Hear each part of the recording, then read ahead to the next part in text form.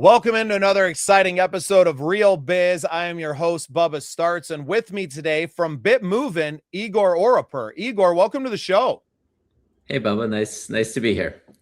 Yeah, and a pleasure to have you back. We got to have a lengthy discovery call in which my mind was blown by what Bitmovin has been doing in the industry for a long time now and what the future holds for streaming and just video content. But before we get into all of that, really just wanted to kind of give you the floor here for a few minutes, let you give us a glimpse into your background and then how you started working with Bitmovin, and then we'll kind of pick it up from there.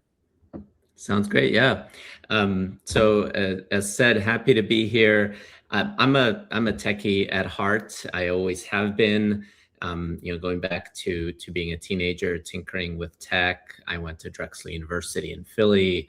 I did their co-op program, and then I bounced around a bit. IT support, customer service. I did some stuff at Godiva Chocolatier as an engineer in the early days, and I worked for a little fintech startup back then as well. And so that kind of gave me a grounding in technology in the corporate world. And I started around 2006, 2007. I joined PwC's advisory practice, and that's where I really got into the entertainment and media space. I worked across lots of projects, lots of different accounts, and I fell in love with this intersection of media and technology. And after doing that for a while, I wanted to start a family, so I needed to stop full-time travel. I moved into Comcast here in Philly, and I spent 8 years there. I learned quite a lot, and one of the big things I did at Comcast was I worked for a division that made Comcast technology available to the industry at large. And after spending over 15 years in big corporations, I wanted to try something different. That's when I went to Bitmovin, this little Austrian startup, came out of some university research, and they've already had some awards and accolades for streaming technology.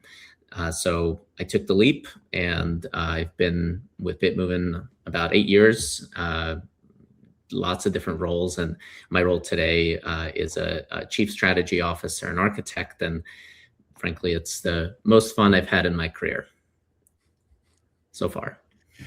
Yeah, it sounds like an amazing ride it's been for you. A huge congratulations to you being able to kind of carve this space out for yourself now with a smaller company, having worked in for some large factories and being one of the low men on the totem pole at that. I know how grueling and it can be to be a cog in a machine, and how gratifying it must be to work for a much smaller company in Bitmovin that is doing just as groundbreaking stuff as a Comcast could. And that's really the beauty of the business world today in this age of information.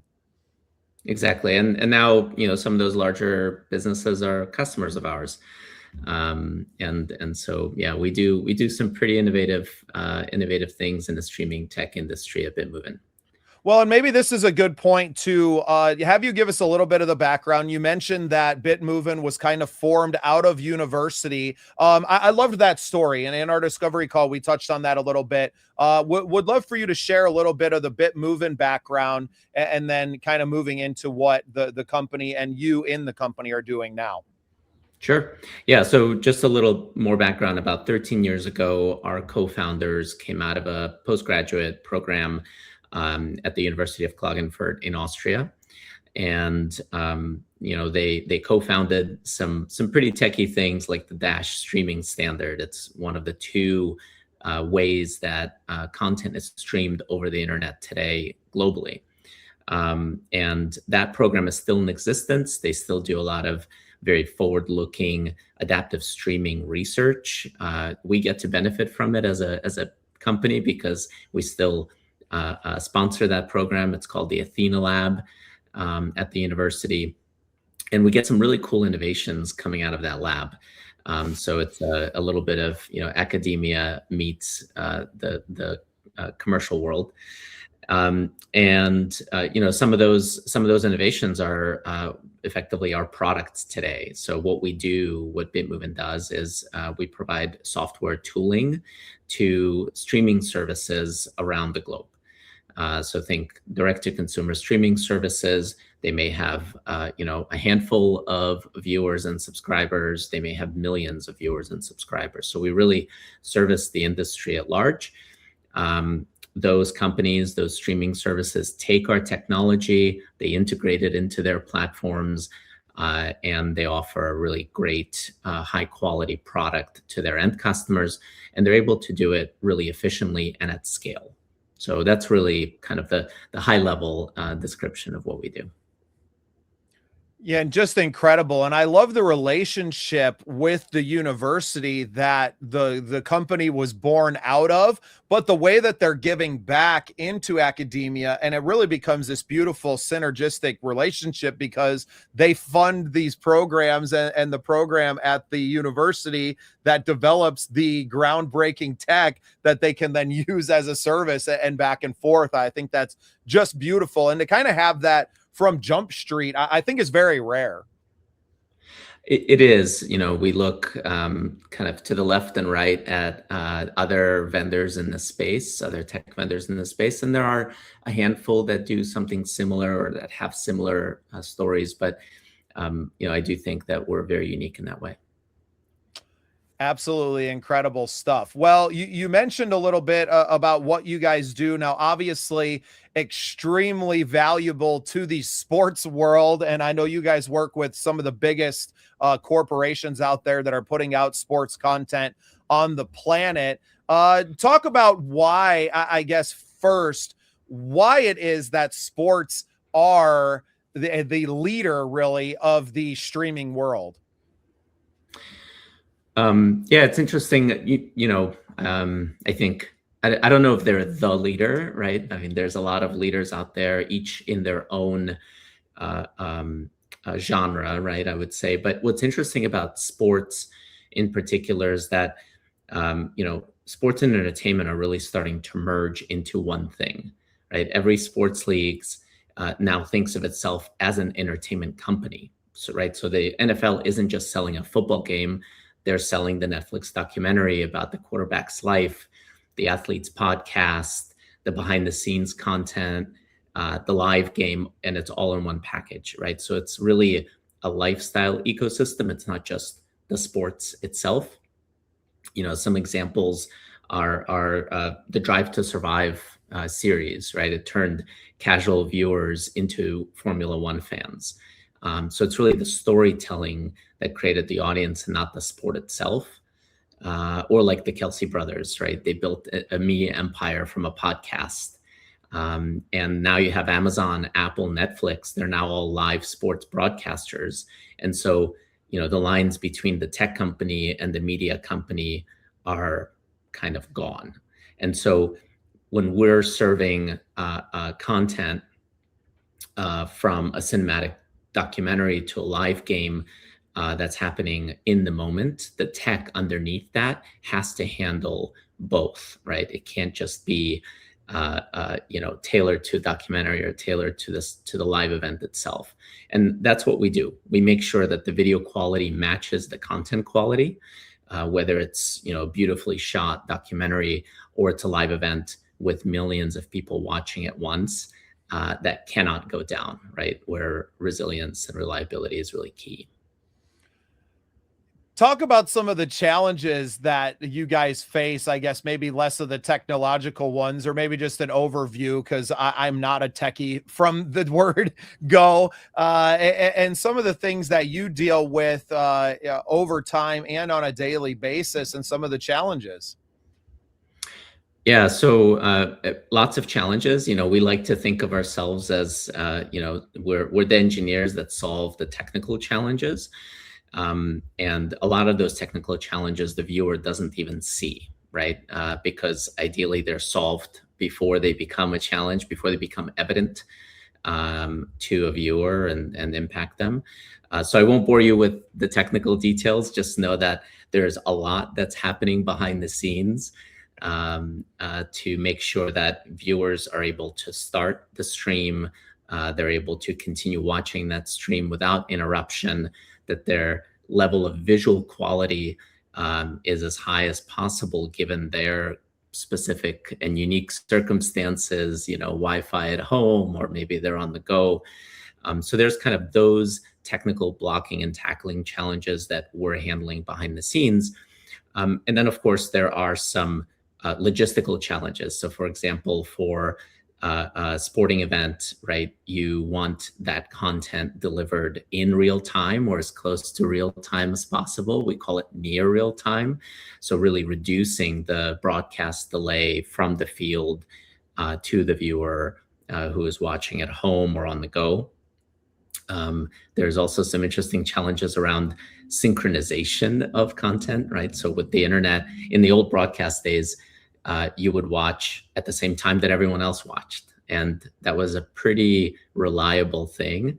But with streaming, you may be watching 10 seconds behind live. Your neighbor might be watching 20 seconds behind live.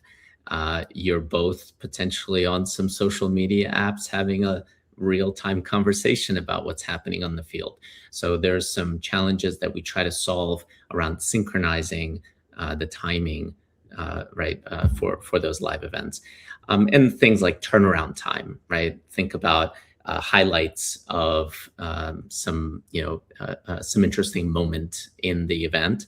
Well, you probably want to create that highlight really quickly and make it available on Insta or name your favorite social media app to draw in that audience. So those are just some of the challenges. There's quite a lot that goes into it, as you can imagine. Well, and really trying to catch up to the over-the-air broadcast world, which has been ubiquitous for us for so long, but has its own limitations, right? You can't broadcast those things to a cell phone, which is how we are all consuming content now, whether it's in short form content just on your social media, or you're streaming games while you're on the bus traveling through the city and watching things in real time. It's pretty incredible to think that, even 10 years ago, a lot of what we take for granted, I feel like now as consumers, didn't even exist. And that's been because of companies like Bitmovin out there that are solving the problems and thinking farther down the line about that user experience.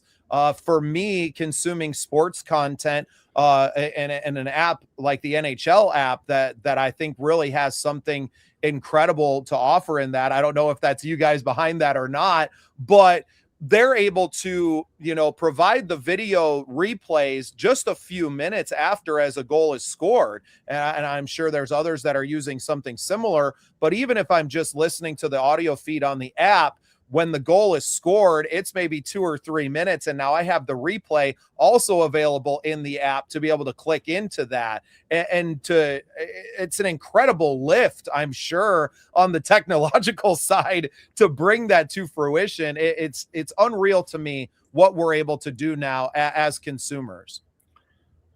I totally agree. And I think the main point you're describing is that, creators and teams are becoming their own broadcasters, right? They're no longer dependent on someone else to provide that broadcast experience.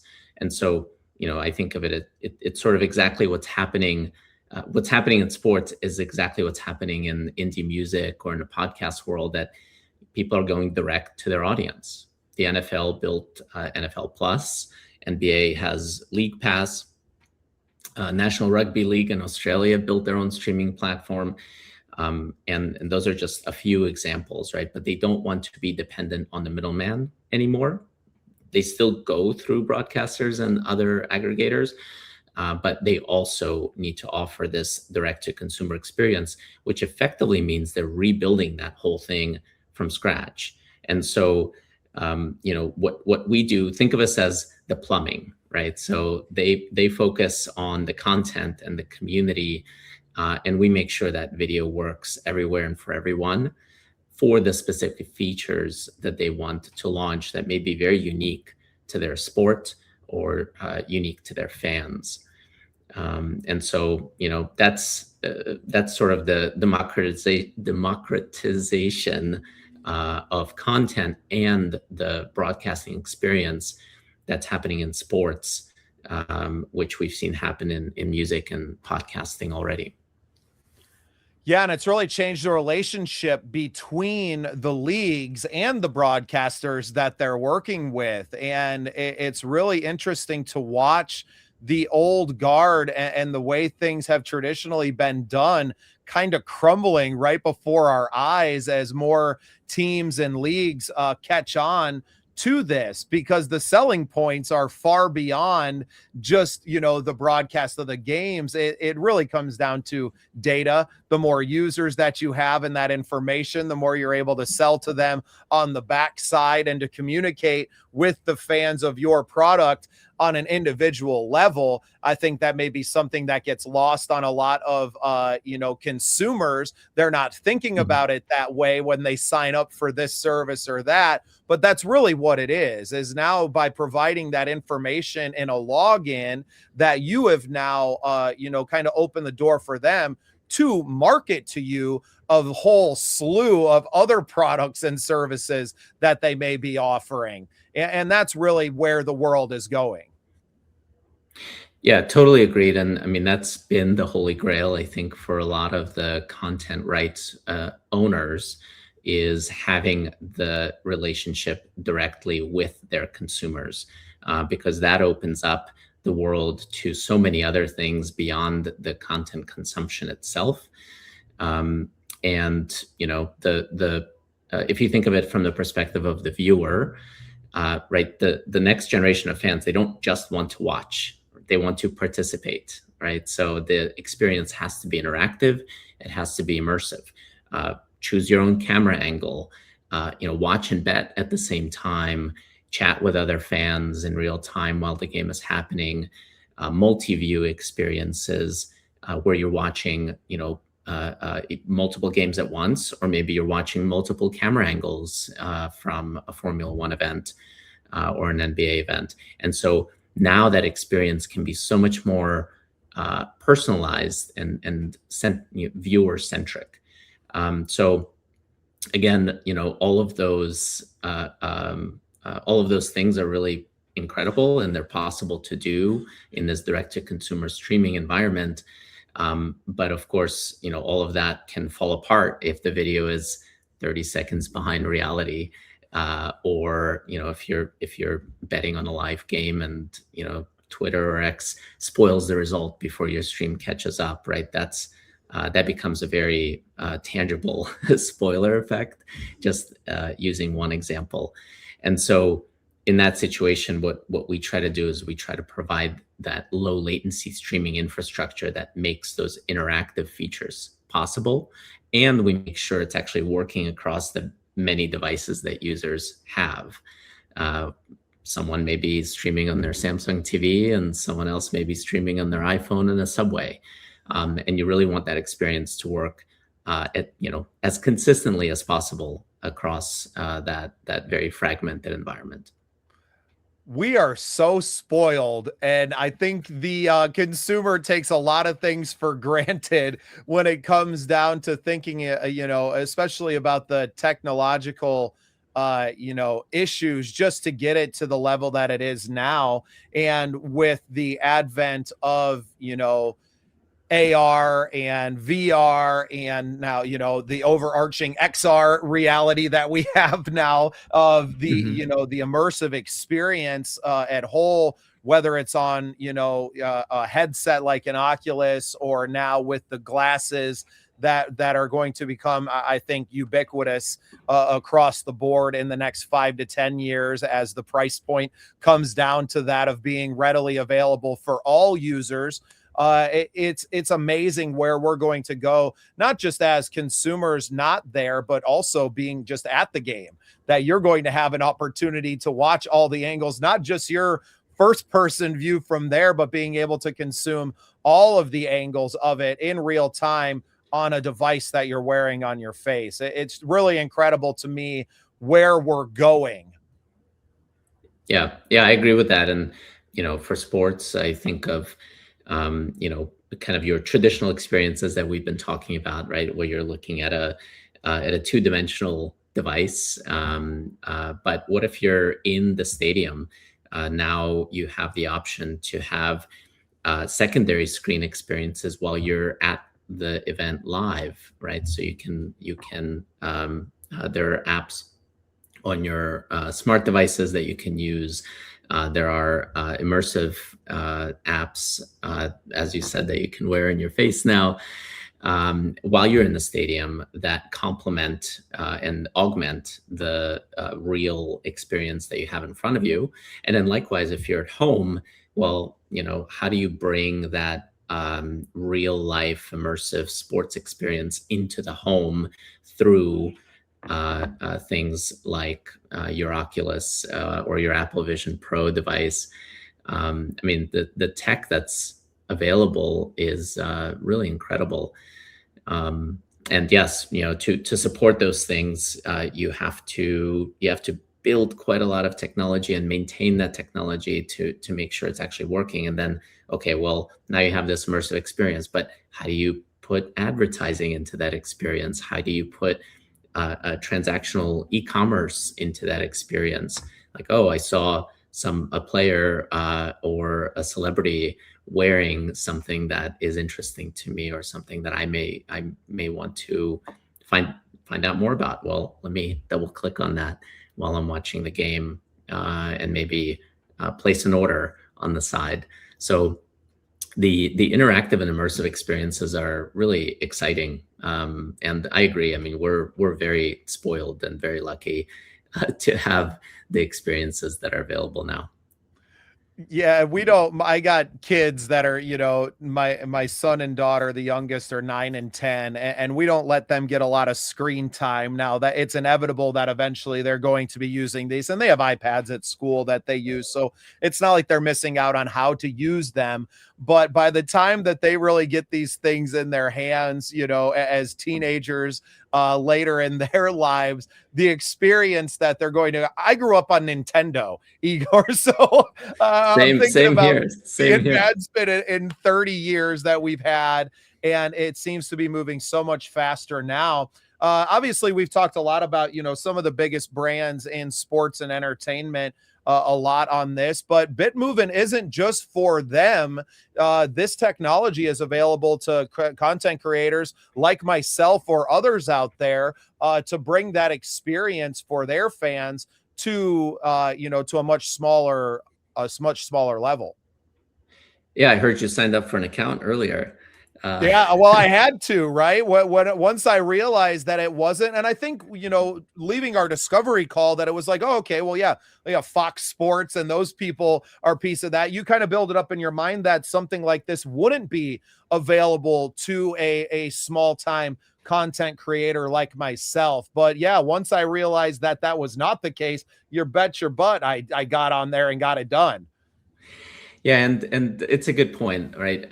There is kind of this inherent, I don't know, sort of a blocker, right? It's like a gap to, well, I don't know anything about streaming. We do try to make that easy, and yes, we do have a lot of big brands as customers, but also a lot of small brands, and what I would call individuals and prosumers who maybe have smaller audiences, but still need all of the same capabilities for their direct-to-consumer experience. And sure, you can go to YouTube and you can stream there, or StreamYard, as some may use.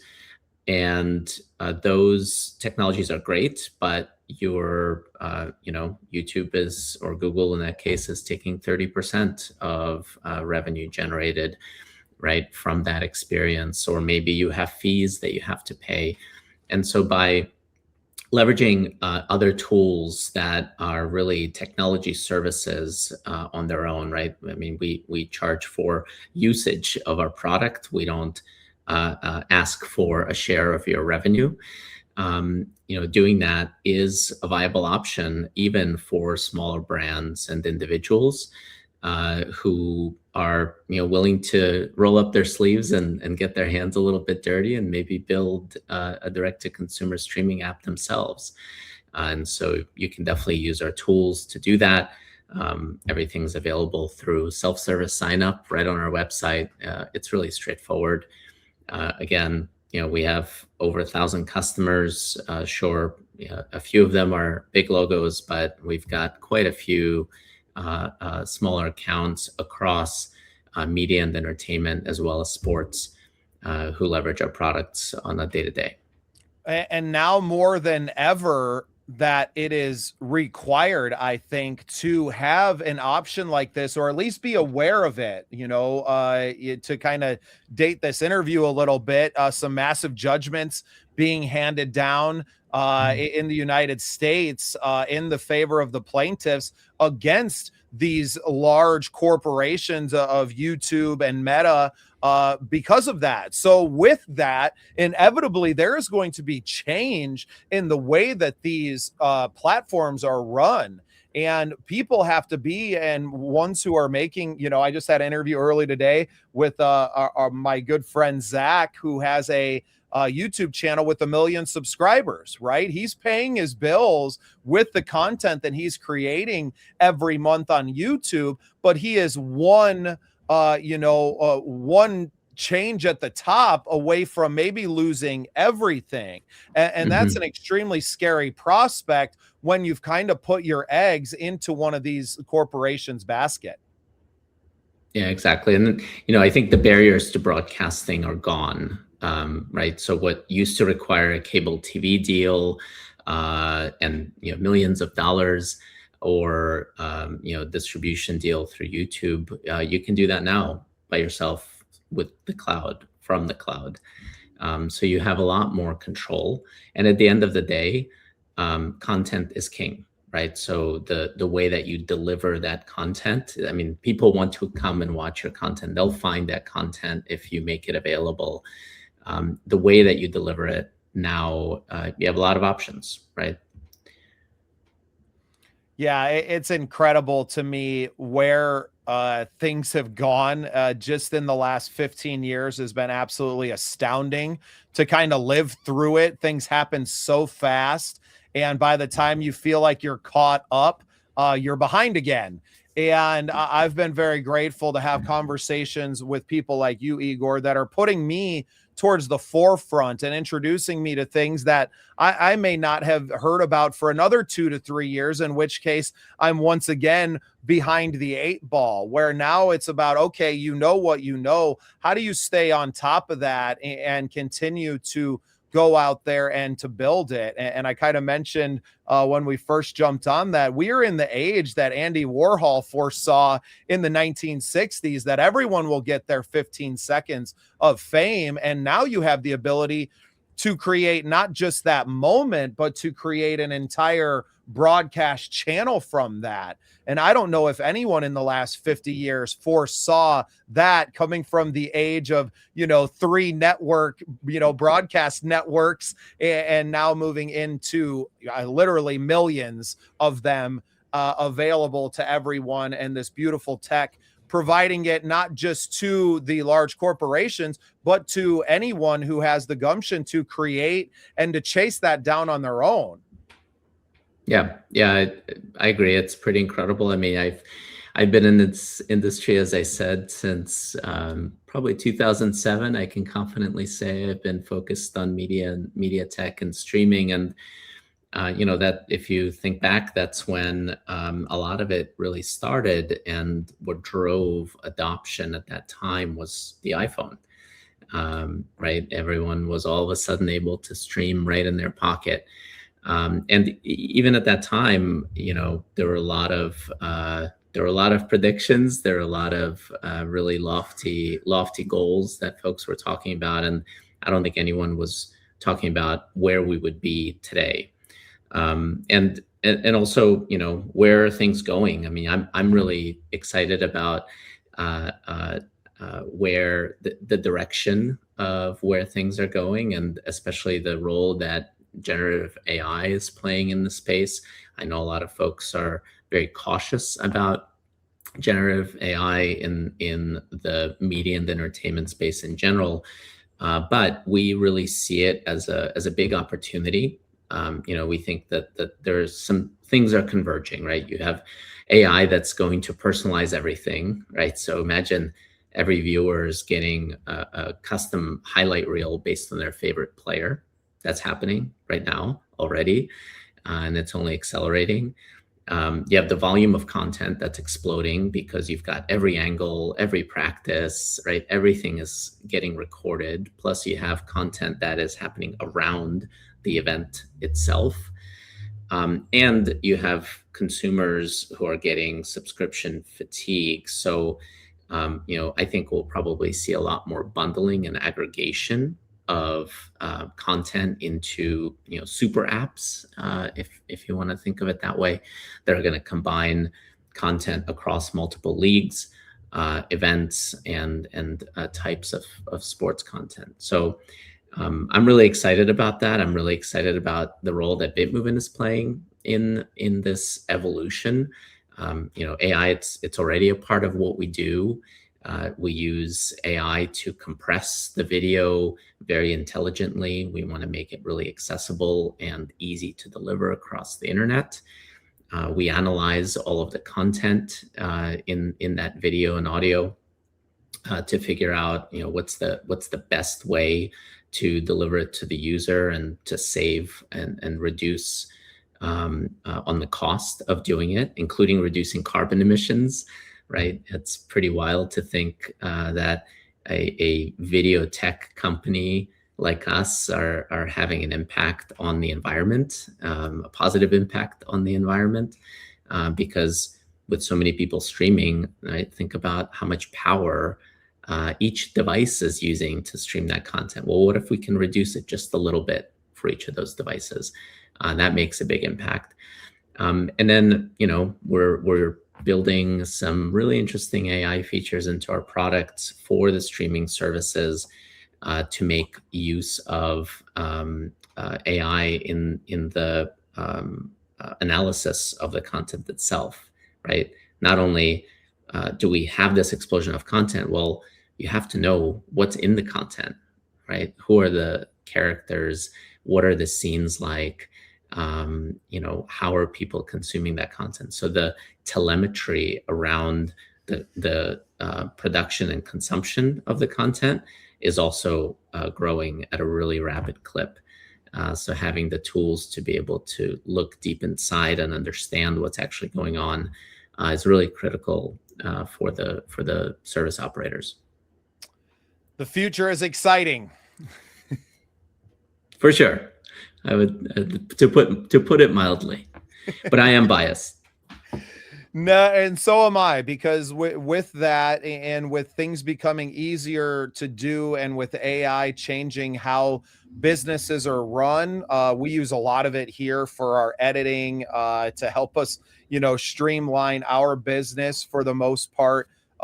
My entire, platform, although we do have some team members, everything kind of runs through me. I would never be able to do this even just a few years ago with what I'm able to put out. I mean, it's incredible to me what's possible and how it's going to, like you say, change the future for the better. And I think we're a lot of people looking at how it, the detriments of it. And for me, I can't help but look at the positive side of it and go, this far outweighs whatever negative aspects there may be, as long as humans are conscious of the the negative possibilities. And I think that we are, and that as a society we will become hyper aware of them, especially in the next probably 3 years, as it reaches not necessarily a zenith, but it only continues to speed up. And that's what's really incredible to sit back and watch. What was not even on our radar and possible 2 years ago is now ubiquitous. And what does that mean for the next 5 years? To me, is thrilling. Same. Yeah, I couldn't agree more. And, I think it's important to balance all the excitement with a little bit of safety and caution. And I'm an optimist, and I think that humans in general do a good job of that. So I'm not worried about the sky falling down with an AI taking over the world. But who knows? Talk to me in a year, that opinion might change. I just don't have time in my busy life to worry about things of that nature. I'm trying to solve the problems that are right in front of me. And one of those was, where does all this content that we're shooting and filming all the time, where does it belong and where does it go? And really, inside of our own house, now that I know that that's possible, to bring that out there is really the first option. And to just grow one space and to stop sending our attention that we're bringing to ourselves and sending that attention elsewhere by inviting people into another platform, especially with policy changes very likely heading our way extremely soon for small creators on some of these platforms like a YouTube or others. Yeah, yeah, I do agree with that. And the I think from a policy perspective, what I love about the streaming industry is it makes more options available to content owners or rights holders and to distributors. And as I said earlier, I do foresee super apps, right, and more aggregation of content, which is interesting after years of the sort of disaggregation of content. If you think about cable TV, breaking up cable TV bundles, we're now kind of putting them back together. But now we're putting them back together in ways that offer consumers more choice. And not only do they offer consumer more choice, but they offer the content rights holders more choice in how that content is positioned, in how that content is delivered, how consumers are interacting with it. And so I think, again, going back to this idea of democratization, the word I cannot obviously pronounce, I do think that's the big change that's been happening, and I really think we're at the cusp of I'll say completion, right? Or we're close to the end of that cycle. But over the last 20 years, effectively, we have split up the bundles. Now we're putting them back together, but at the same time offering a lot of choice. I think they're smarter bundles as well. And I've never been more confident that the decision I made to dip into the media space 2 years ago and to leave everything that I had done up to that point behind and to try something new was a vision of this, was realizing that there is a 2 to 3 year gap right now. And this was 2024. But when Elon Musk came out and said, we are the media, I had a, tiny podcast with no following at that point. And I went, oh, he's talking to me. He's talking to us. Right. And realizing that in the moment to where we've come now, and to have conversations like this today, where I know in my heart that I made the right decision. I've learned a lot more. And if I was just getting into it now, I would be 2 years behind where I would be if I hadn't made and taken the opportunity then. So very grateful for your time, Igor. It's been a beautiful conversation, touching on a lot of positive moments for the Scene Projects and our Scene Project Sports Network, especially as we continue to bring our services and our broadcasting acumen into independent leagues and more smaller things that have fans. If you have fans that would want to consume your product, then let's find a way to get that out to them. And through Bitmovin, all things move, as does the water in any house, right? It has to go through the plumbing. So how interesting of a conversation that we had today. I'm very grateful for your time, Igor. Thanks, Bubba. I could not agree more, and really a pleasure to chat with you. Yeah, and one day, maybe in a few years, as I get more of an education, you can deep dive me on some more of the technical aspects of this. But I didn't want to just sit here with a silly look on my face as everything that came out of your mouth went over my head.